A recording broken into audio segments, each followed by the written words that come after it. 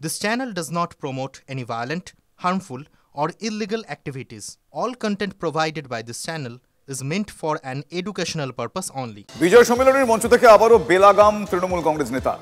নাটাবাড়ি কেন্দ্র থেকে নিশীথ প্রামাণিককে বিজেপি প্রার্থী করলে তাকে কবর দেওয়া হবে হুঁশিয়ারি জেলা তৃণমূল সভাপতি অভিজিৎ দেবভৌমিকের। দলীয় কর্মীদের উদ্দেশ্যেও হুঁশিয়ারি শাসক নেতার অপছন্দের প্রার্থী হলেও তাকেই জয়ী করতে হবে, অন্যথায় কান ধরে দল থেকে তাড়িয়ে দেবেন হুঁশিয়ারি দিয়েছেন তৃণমূল নেতা অভিজিৎ দেবভৌমিক। শোনাবো কি বলছেন তিনি। বিজেপি কত বড় অধ্যত্ত, এরা বলছে এখানে নিশীথ প্রামাণিককে দাঁড়া করাবেন, আমরা বলছি নিয়ে আসুন। যত বড় মাস্তান ক্রিমিনাল হোক, নাটাবাড়ি কেন্দ্রে কবর করে দেব, এটাই তৃণমূল কংগ্রেসের।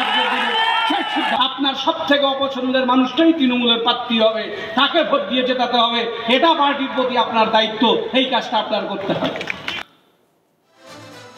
দলের কর্মীদের উপর আস্থা নেই, হার নিশ্চিত জেনেই হুমকি দিচ্ছেন, ঠিক এভাবেই কটাক্ষ করেছে বিজেপি।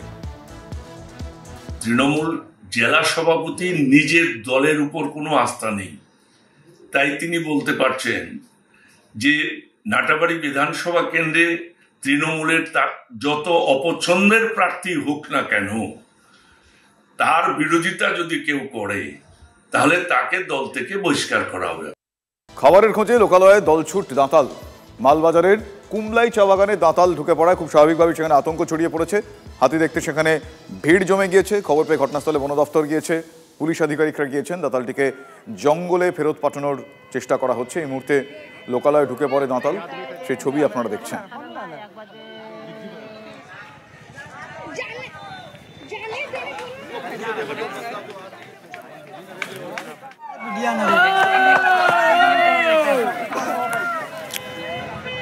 খাবারের খোঁজে লোকালয়ে দলছুট দাঁতাল। মালবাজারের কুমলাই চা বাগানে এই দাঁতাল ঢুকে পড়ে, আপনারা দেখছেন সেই ছবি। আমার সহকর্মী রনি চৌধুরীও এই মুহূর্তে সেখানেই রয়েছেন। রনি, এখনো পর্যন্ত কি পরিস্থিতি? ওই দাঁতালটিকে জঙ্গলে পাঠানো সম্ভব হয়েছে? দেখো, এখনো পর্যন্ত সেই হাতিকে জঙ্গলে ফেরানো সম্ভব হয়নি। এই একটি হাতির দল ঢুকেছিল কুমলাই চা বাগানে, এবং যেমনটা মনে করা হচ্ছে সেই দলের থেকে এই হাতিটি দলছুট হয়ে পড়ে এবং এরপর চা বাগানের বিভিন্ন এলাকা ঘুরে বেড়াচ্ছে এবং যেখানে জল রয়েছে সেই এলাকায় যাওয়ার চেষ্টা করছে। কারণ কয়েকদিন ধরে তো আমরা দেখেছি যে ডুয়ার্সে বিভিন্ন প্রান্তে এইভাবে জল ঢুকে পড়ায় হাতিরা উঁচু জায়গায় চলে গিয়েছিল।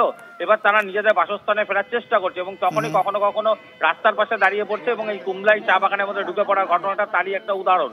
স্বাভাবিকভাবে এখনো প্রচুর মানুষ সেখানে ভিড় করে রয়েছেন, বনকর্মীরা হাতিটিকে জঙ্গলে ফেরানোর চেষ্টা চালাচ্ছে। সজিত, ধন্যবাদ রনি। আমার সহকর্মী রনি চৌধুরী টেলিফোন লাইনে সেখানে এই মুহূর্তে যে ছবিটা দেখছেন আপনারা, মালবাজারের এই কুমলাই চা বাগানে হাতিটি ঢুকে পড়ে, দাঁতাল হাতিটি ঢুকে পড়ে এবং বন দপ্তরের কর্মীরা এবং সেখানে পুলিশও পৌঁছেছে। তারা চেষ্টা করছেন এই মুহূর্তে তাকে জঙ্গলে পাঠাতে, কিন্তু এখনও পাঠানো সম্ভব হয়নি। চেষ্টা চলছে মূলত লোকালয়ে খাওয়ার অভাবেই, মানে খেতেই হয়তো খিদে পেয়েছে তার, সেই খাবারের খোঁজেই লোকালয়ে চলে আসে, চা বাগানে ঢুকে পড়ে এই হাতিটি। আবারও দাঁতাল হাতির খবরই আমাদের দেব। এক্ষেত্রে আবার জাতীয় সড়কের পাশে দুই দাঁতালের তুমুল লড়াই চলছে। দুই দাঁতালের তুমুল লড়াই, দেখুন সেই ছবি।